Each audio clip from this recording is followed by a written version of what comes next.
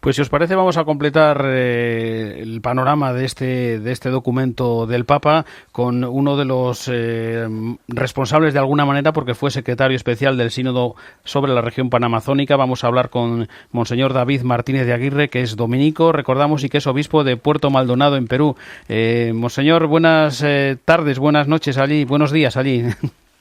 ¿Qué tal? Sí, aquí buenas tardes, 6 horas de diferencia tenemos. Buenas tardes. Buenas tardes, pues bienvenido a la Linterna de la Iglesia para que nos cuente un poquito pues cómo ha visto este mensaje del Papa, qué es lo que más le ha llamado la atención y si ha respondido de alguna manera a lo que se esperaba del sínodo. Bueno, pues para mí fue un mensaje muy bonito. No me esperaba que el Papa nos fuera a sorprender con ese texto tan poético, ¿verdad?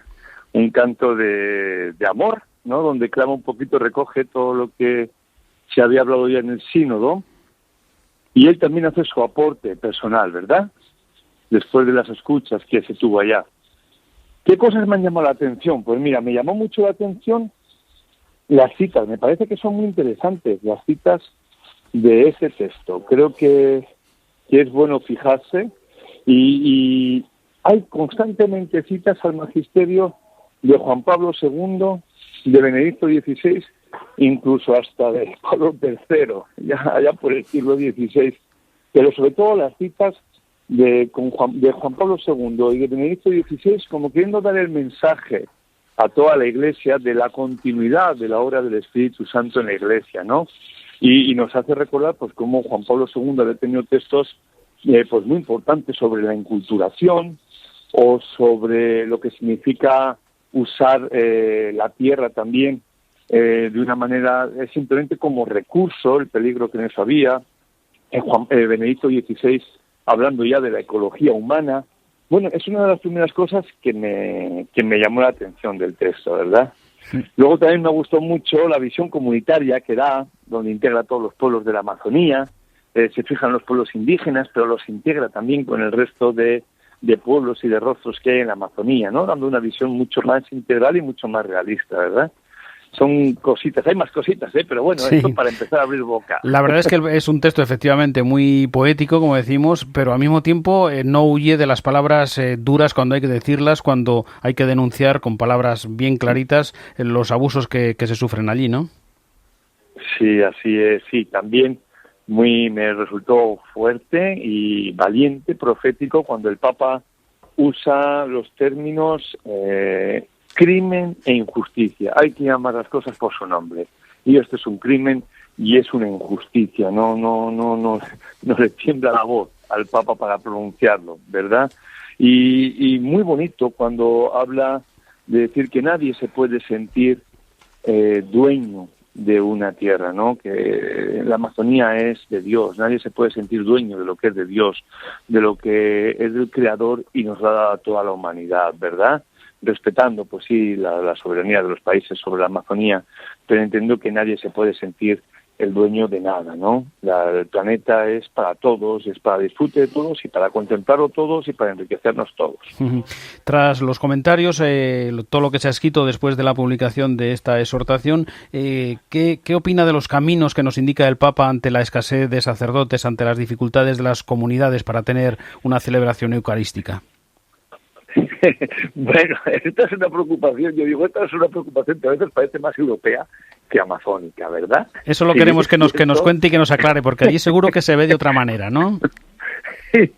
A ver, yo desde el principio he visto mucho interés en Europa sobre este tema, ¿verdad? De los viriprobati o el tema del diaconado de la mujer.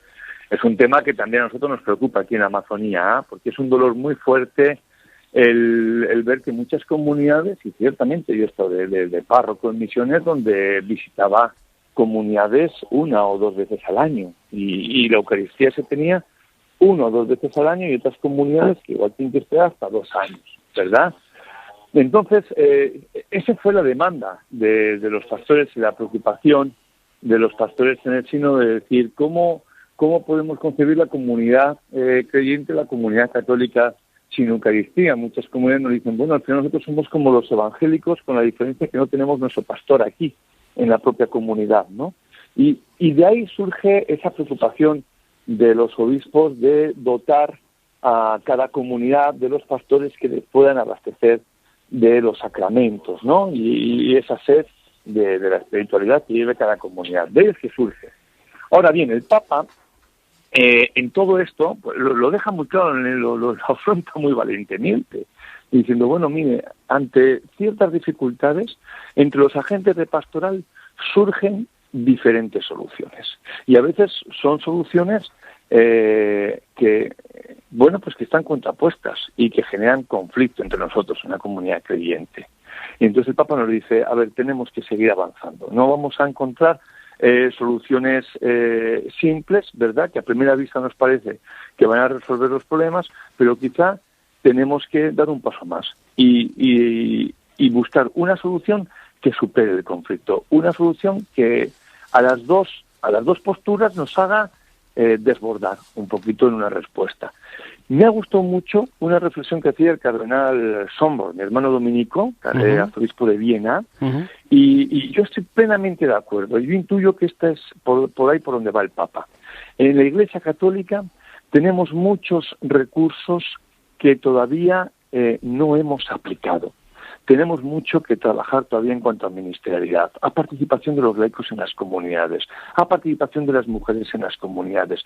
Hay muchas posibilidades que están perfectamente en comunión de la Iglesia, en sintonía con todos, que no generan ningún tipo de conflicto, que todavía no hemos explotado del todo. Y el Papa nos está animando a eso, es decir, a ver, vayan poniendo en práctica todos los recursos que tenemos a nuestra mano y sigamos madurando las soluciones para encontrar algo que realmente el Espíritu suscite de todos nosotros en un consenso pues mucho más unánime. Por eso no hay que quedarse en el tema de la ordenación de los hombres casados, que es, como decimos, lo que los medios de comunicación esperaban o querían titular, y sin embargo sí ver lo que el cardenal Czerny me parece que dijo en la rueda de prensa de presentación, que no es que esto signifique que el tema quede cerrado totalmente, sino que queda también como una de esas vías, ¿no?, de salida y de discusión y de seguir avanzando, ¿no?, en esa labor evangelizadora. Claro, son caminos para la Iglesia, pero miren, hoy hemos tenido nosotros también aquí una presentación de la exhortación aquí en Puerto Maldonado y participaba la señora Jessica Patiacci, que es una indígena del pueblo Arambut, que ha participado en todo el proceso, la que le hizo el discurso aquí al Papa en Puerto Maldonado y ha participado también en el sínodo. Ella decía, todo esto de los viri probati, o del diaconado de la mujer, decía, si bien se ha tratado en el sínodo, no era ni mucho menos el tema más importante. Y lo que no podemos hacer es quedarnos mirando al dedo cuando se está apuntando al sol. Dice, está toda la problemática de la Amazonía, de cómo la Iglesia